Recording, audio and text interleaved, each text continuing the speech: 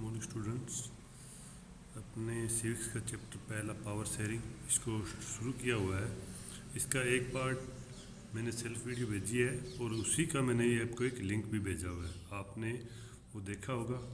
अभी तक अपने इसमें पावर शेयरिंग में पहले इसका ओवरव्यू देखा था कि पावर शेयरिंग होती क्या है।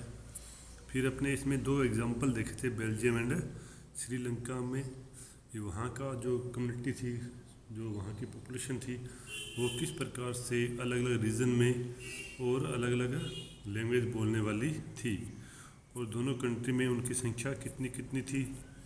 फिर अपने इसमें देखा था कि मेजोरिटीसिज्म इन श्रीलंका में बहुसंख्यकवाद है, उसको अपनाया श्रीलंका ने और उसका परिणाम क्या निकला। श्रीलंका ने जो सिन्हाला लैंग्वेज बोलने वाले लोग थे उनको ज़्यादा तवज्जो दी, सिन्हाला लैंग्वेज को ऑफिशियल लैंग्वेज घोषित किया और सभी जो भी सरकारी सर्विसेज है, जॉब्स है, उन सभी के लिए सिन्हाला लैंग्वेज को ज़रूरी कर दिया और जो तमिल लैंग्वेज है उसको वहाँ दबाया गया, जिसके कारण जो तमिल कम्युनिटी के लोग थे उन्होंने वहाँ पर उस प्रशासन के खिलाफ में बगावत की, जिसके कारण से श्रीलंका में एक गृह युद्ध है वो शुरू हो गया था। क्यों हुआ था? क्योंकि इन्होंने मेजोरिटीसिज्म है उसको अपनाया था। बहुसंख्यकवाद की जो इच्छाएं हैं उनको इन्होंने अल्पसंख्यक लोगों पर थोपा था, जिसके कारण से श्रीलंका में सिविल वॉर है वो शुरू हो गया था। ठीक है ना। अब देखते हैं अकोमोडेशन इन बेल्जियम ने किस प्रकार से अकोमोडेशन किया। उन्होंने क्या श्रीलंका वाला रास्ता अपनाया या उससे अलग रास्ता अपनाया था। अब देखो जो बेल्जियम था उसमें क्या हुआ था, पता है कि आपको बेल्जियम में क्या सिस्टम था, वहाँ पर किस कम्युनिटी के लोग ज़्यादा थे, कौन सी लैंग्वेज बोलते थे।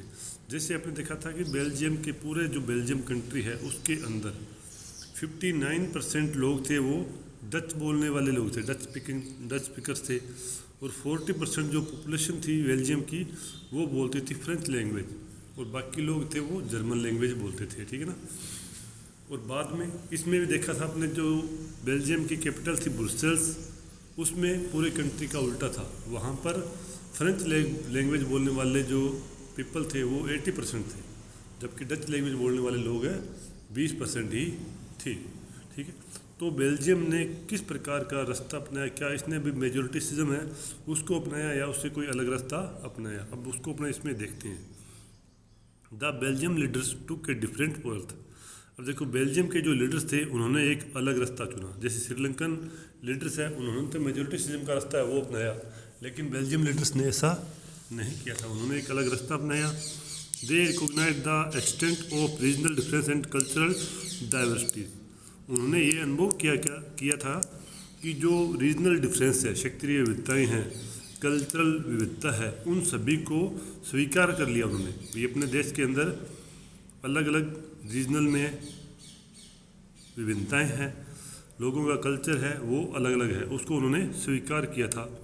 Between 1970 and 1993 they amendment there constitute 4 times so as to work out an arrangement the world enable everyone to live together within the same country. इसके लिए उन्होंने क्या किया, 1970 से लेकर के 1993 तक अपने जो कॉन्स्टिट्यूशन था उनका बेल्जियम का, उसमें 4 बार उन्होंने उसमें संशोधन किया।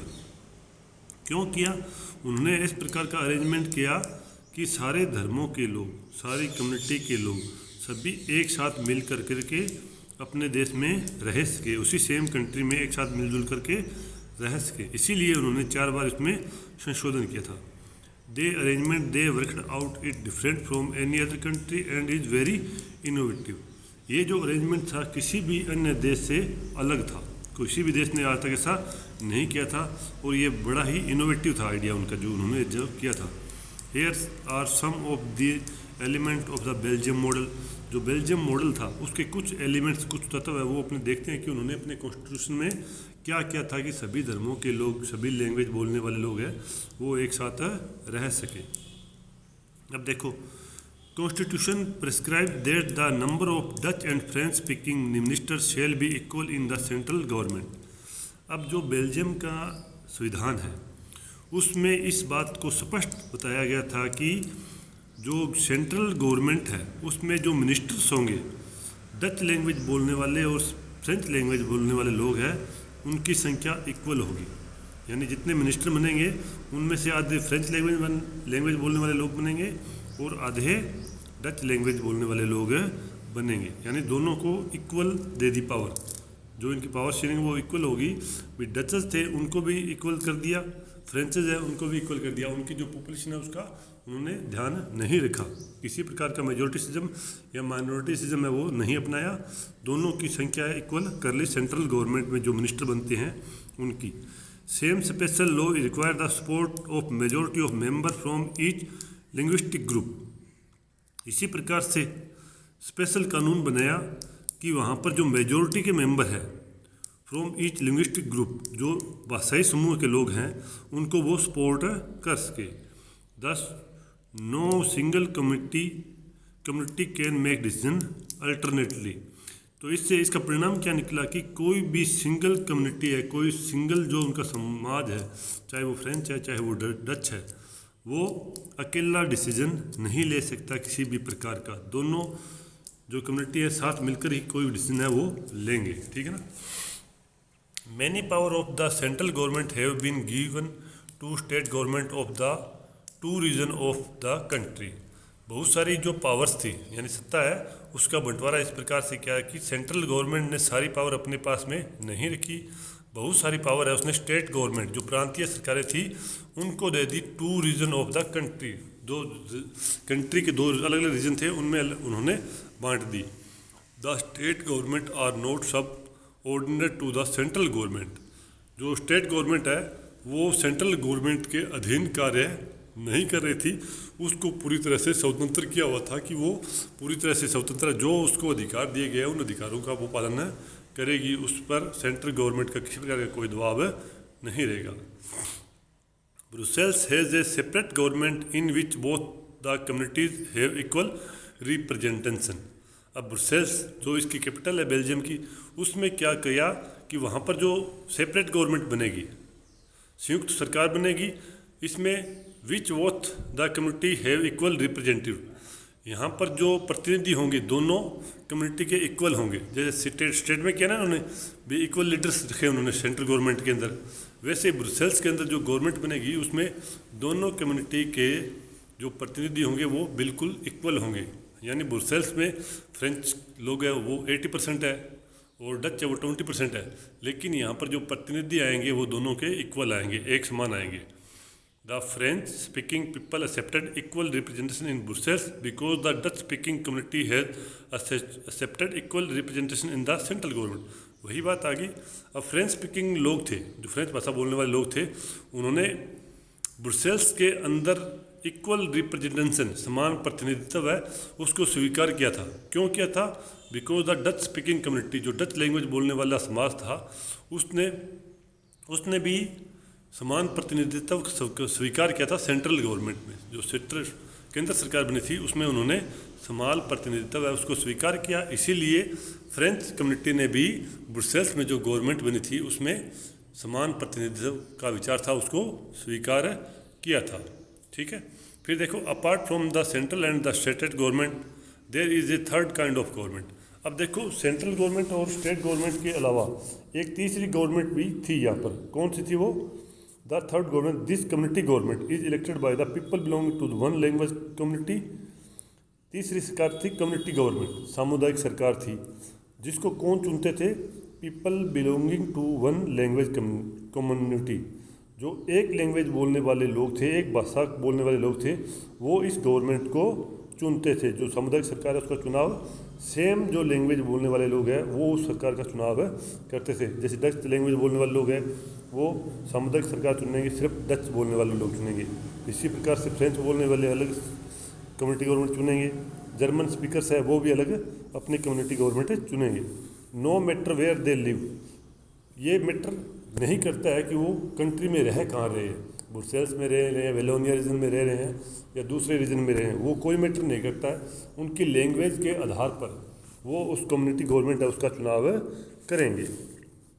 This government has the power regarding cultural, educational and language related issued. इस गवर्नमेंट के पास क्या पावर रहेगी, क्या शक्तियाँ रहेगी, वो अपने कल्चर के बारे में डिसीजन लेगी, एजुकेशनल है, शिक्षा के बारे में डिसीजन लेगी, और लैंग्वेज, उनकी जो भाषा है उससे संबंधित जितनी भी इश्यूज होंगे उनका समाधान कौन करेगी? कम्युनिटी जो गवर्नमेंट है वो उसका समाधान करेगी। ठीक है, तो बेल्जियम का जो मॉडल था वो बहुत ही यूनिक था। ये model, you might find the Belgium model very complicated. अपने देखने में लगता है कि बेल्जियम का जो मॉडल है बड़ा कॉम्प्लिकेटेड है ना। इट इंडीड है very complicated even for people living in Belgium. यानी ये लोग जो बेल्जियम में रहने वाले लोग हैं उनके लिए भी ये बड़ा कॉम्प्लिकेटेड लग रहा था उनको भी ये कैसा मॉडल है। भी हमारी जनसंख्या ज़्यादा है पूरे देश के अंदर, लेकिन फिर भी जो सेंट्रल गवर्नमेंट है उसमें मिनिस्टर की जो संख्या है वो इक्वल कर दी है। उतने डच के होंगे, उतने ही फ्रेंच के होंगे।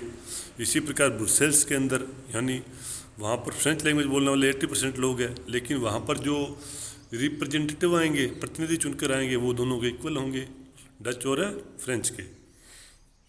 तो उनके लोगों को भी ये बड़ा ही अटपटा लग रहा था।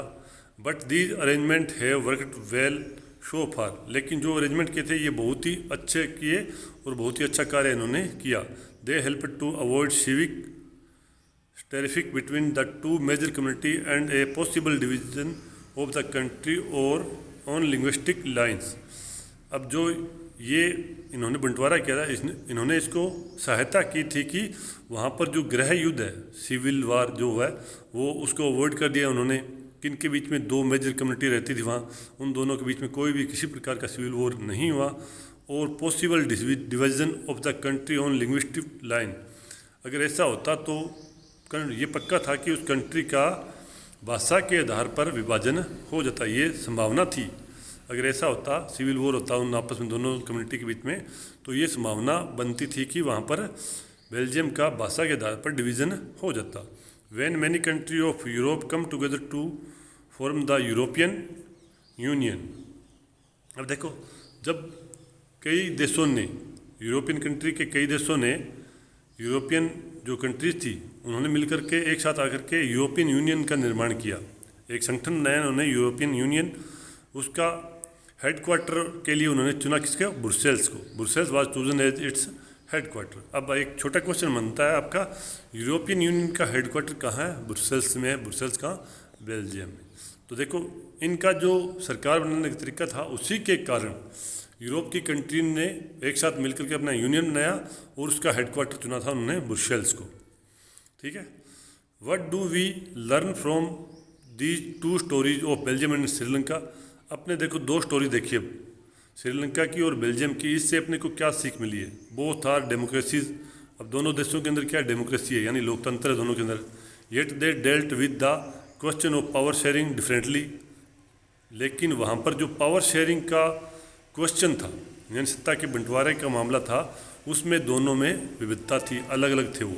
इन Belgium their leader have relied that the unity of the country is possible only by respecting the feeling and interest of different communities and region. अब बेल्जियम के जो लीडर्स थे उन्होंने ये रियलाइज़ किया था कि अगर देश की यूनिटी है उसको अपने बना के रखना है, उसका समाधान केवल और केवल एक ही है कि जो respecting the feeling and interest of different communities, अलग अलग जो कम्युनिटीज़ है उनकी फीलिंग्स है और उनके इंटरेस्ट है उनका आदर किया जाए। अलग अलग क्षेत्र है उन सभी का, उनकी फीलिंग्स है उनका आदर किया जाए। सच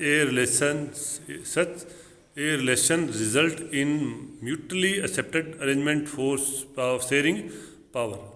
इसका रिजल्ट क्या निकला कि उन्होंने इस प्रकार का अरेंजमेंट कर लिया कि सभी ने पावर शेयरिंग है उसको स्वीकार कर लिया। श्रीलंका शो अस ए कंस्ट्रक्टिंग एग्जाम्पल। श्रीलंका का एग्जाम्पल था वो इससे उल्टा था, कंस्ट्रक्टिव एग्जाम्पल था उनका। It show us that if a majority community was to free force its dominance over other and refuse to share power it can undermine the unity of the country. Sri Lanka ने क्या किया, जो majority community थी, जो बहुसंख्यक समाज था, want to force its dominance over other the refuse to power share, उन्होंने दूसरी डोमिनेंस थे उस जहाँ पर ये रह रहे हैं उन पर फोर्स किया, उनको दबाव में रखा और पावर शेयर है उसको मना कर दिया। पावर अब अपने शेयर नहीं करेंगे, मेजॉरिटी है वही पावर में रखेगी, वही अपने पास में पावर रखेगी। It can undermine the unity of the country, ये कंट्री की जो यूनिटी है उसमें सफल नहीं हो पाई, कंट्री की यूनिटी खतरे में पड़ गई थी, अंडरमाइन हो गई उसकी यूनिटी, यानी वो खतरे में चली गई। आपने देखा था सिविल वार हो गया वहाँ पर, ठीक है। Why power sharing is desirable, power sharing है वो ज़रूरी क्यों है, ठीक है। अब देखो पावर शेयरिंग ज़रूरी क्यों है, इसी एग्जांपल से देख लेते हैं। Thus two different sets of reason can be given in favour of power sharing. अब पावर शेयरिंग है उसके फेवर में अपने दो अलग अलग सेट्स दिए गए हैं। पावर शेयरिंग अच्छा क्यों है उसके फेवर में, फर्स्ट पहला क्या है, power sharing is a good because it help to reduce the possibility of conflict between social group. Power sharing है एक अच्छा एग्जाम्पल है, because it help to reduce the possibility of conflict between social group. जो social group है उनके बीच में जो conflict पैदा होते हैं उनको कम किया जा सकता है पावर शेयरिंग के द्वारा, उनकी संभावना है वो बहुत ज़्यादा अच्छी हो जाती है। Since social conflict often lead to violence and political instability। अब देखो सोशल कन्फ्लिक्ट होंगे तो वहाँ पर वॉयलेंस होगा यानी दंगे होंगे, एंड पॉलिटिकल इंस्टेबिलिटी यानी राजनीतिक अस्थिरता हो जाएगी। Power sharing is a good way to ensure the stability of political order. तो पावर शेयरिंग है ये एक अच्छा तरीका है कि वहाँ पर पॉलिटिकल स्टेबिलिटी है, राजनीतिक स्थिरता रखनी है तो पावर शेयरिंग जरूरी है। Imposing the will of majority over other may look like an attractive option in the short run। जो अपने देखते हैं ना, imposing the will of majority community, अगर अपने बहुसंख्यक कम्युनिटी है उसको ध्यान में रखते हुए बनाते हैं नियम कानून, तो वो अपने आप को एक बार तो अट्रैक्टिव लगेगी, बहुत ही अच्छी लगेगी शुरू में, कम समय के लिए अट्रैक्टिव होगी, but in the long run it undermine the unity of the nation. लेकिन लंबे समय के लिए देश की यूनिटी है उसको ये खतरे में डाल देगी, देश की यूनिटी है वो नहीं बनी रहेगी। Tyranny of the majority is not just oppressive for the minority, it often bring ruin to the majority as well. तो ये ट्राइनी ये ज़्यादा से प्रयास किया जाना जी मेजॉरिटी है वो ओप्रेसिव ना हो, माइनॉरिटी को दबाए ना वो। It often bring ruin to the majority as well. तो वो मेजॉरिटी है वो उनकी जो ये तो है ना, मेजॉरिटी है वो जो माइनॉरिटी है उन पर दबाव डालेंगी, माइनॉरिटी वालों के लिए अच्छी नहीं होगी। लेकिन बाद में कई बार क्या होता है कि मेजॉरिटी के अंदर मेजॉरिटी वालों को वही दबाव में रहना पड़ता है, वो उन पर भी दबाव डालते रहते हैं। देयर इज ए सेकंड, दूसरा इसका पावर शेयरिंग का डिजरेबल क्या है, deeper reason why power sharing is good for democracies. Power sharing है वो डेमोक्रेसी के लिए बहुत ही अच्छा है। Power sharing is the very spirit of democracy. Power sharing है उसको डेमोक्रेसी की आत्मा कहा जाता है, ठीक है ना। पावर शेयरिंग है तभी डेमोक्रेसी है, पावर शेयरिंग के कारण डेमोक्रेसी की आत्मा कहा जाता है पावर शेयरिंग को। A democratic rule involve sharing power with those affected by its exercise and who live to live with its effect. Power share a democratic rule जो लोकतांत्रिक शासन है उसमें अगर पावर शेयरिंग इन्वॉल्व रहती है with those affected by its exercise, जो भी वो काम करती है एक्सरसाइज करती है उससे प्रभावित होने वाले लोग हैं, and who have to live with its effect, जो साथ में रह रहे हैं उन पर क्या प्रभाव पड़ता है ये देखा जाएगा। And who have to live with its effect, people have a right to be consulted on how they are to be govern. लोग हैं वो खुद डिसाइड करेंगे कि उनको किस प्रकार की सरकार चाहिए, उनको किस प्रकार का शासन चाहिए। A legitimate government is one where citizen through participation acquire a stake in the system. तो ये एक लेजिटिमेट गवर्नमेंट होगी ऑन वेयर द सिटीजन, नागरिकों के आधार पर जो कि उनकी जो रिक्वायर जी है, उनकी जो ज़रूरी चीज़ें हैं उस कारण से उनका सिस्टम बनेगा। Let us call the first set of reason prudential and the second moral. पहला रीजन है वो तो क्या है, प्रूडेंशियल है, नहीं वो राजनीतिक आधार है, वो व्यवहारिक है। सेकंड है इनका मोरल यानी नैतिक आधार पर।